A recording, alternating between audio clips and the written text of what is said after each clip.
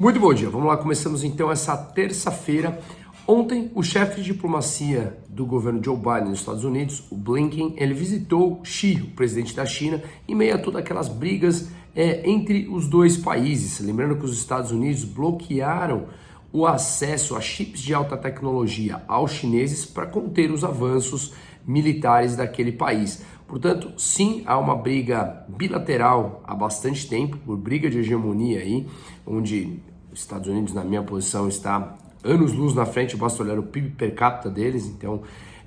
que está praticamente 5 vezes maior do que da China, mas de qualquer maneira, no curto prazo, são brigas importantes e com isso, Antony Blinken visitando pode ter quebrado uma barreira lá e sim, de repente facilitar essa relação entre os dois países. O mercado americano volta hoje, depois do feriado de ontem, e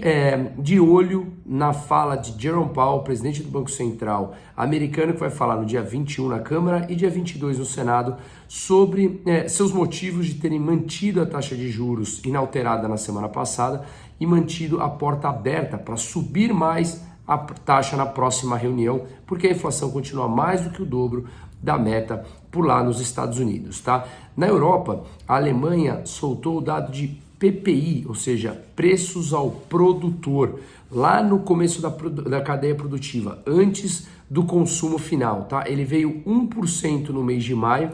quando a expectativa era 1,7%, mas no mês anterior tinha vindo 4,1%, então teve um declínio bastante importante da inflação ao produtor, que é aquela que chega depois em algum momento na cadeia final. Foi o menor nível desde janeiro de 2021 e vamos lembrar que a Alemanha, que é o carro-chefe da Europa, já está em recessão técnica, 2 trimestres de queda consecutiva do seu PIB. E a China anunciou que cortou a sua LPR, como eu falei no vídeo de ontem, ou seja, a sua taxa de juros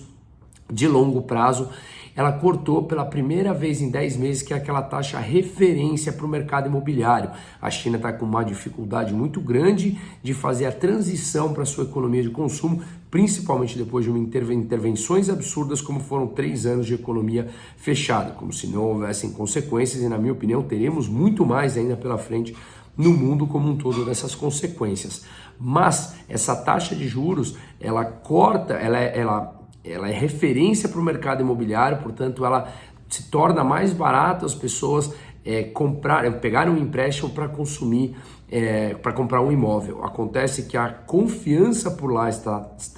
abalada e basicamente eles estão com dificuldade que os chineses voltem a consumir, voltem a gastar. Fora outros dados que eu venho apresentando aqui de serviços, dados da indústria, desemprego entre jovens, que está bastante complicado por lá na China, tá? O mercado esperava mais desse corte, ou seja, mais intervenção, que é o que o mercado está sempre acostumado, que é o que nós achamos que é supernatural, injetar dinheiro, cortar taxa de juros, como se nós pudéssemos sempre intervir nos movimentos naturais de livre oferta e demanda, que é o que acaba determinando a economia no final das contas. Pois bem, como o mercado esperava menos, está com dificuldade de impulsionar as commodities, como cobre e minério de ferro, que a China é o maior importador dessas duas commodities, tá? Além disso, o Goldman Sachs cortou a previsão de crescimento do PIB desse ano da China para 4,5%, o que é bastante complicado para a China com o tamanho da população que eles têm, tá? E aqui no Brasil a gente teve ontem o Focus, que projetou uma queda de inflação para esse mês, logo faltando um dia para a decisão de política monetária do Banco Central brasileiro, que deverá manter a taxa de juros em 13,75%, mas deixando portas abertas para já cortar na próxima reunião, começar a cortar a taxa de juros aqui no Brasil. Inclusive o Goldman Sachs revisou o dólar, a paridade real-dólar, para 4,40. Paridade não, a cotação do real para o dólar a 4,40. Tem um fluxo muito grande entrando de dinheiro aqui, basicamente porque os Estados Unidos mantêm a taxa de juros a 5, 5,25, e aqui nós mantendo também o que deve acontecer na quarta-feira a 3,75, tem um diferencial muito grande em taxa de juros, que é o chamado carry trade. Então você toma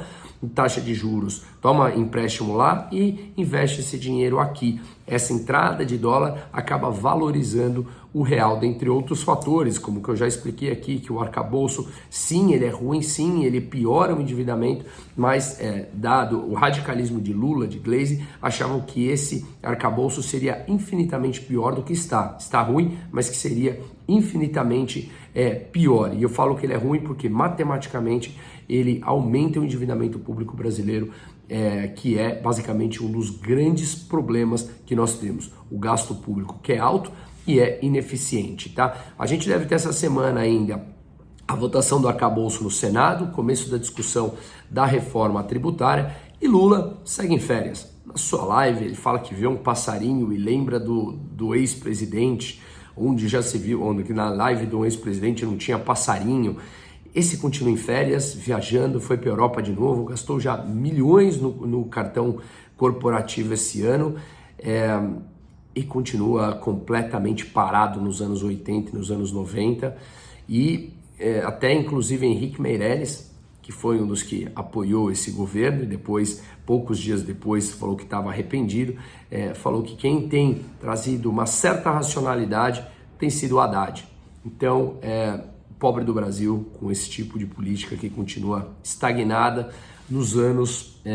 80 e 90, acreditando que determinadas políticas são as salvadoras, quando a gente já percebeu que foram políticas que ficaram no passado. Um ótimo dia para todo mundo.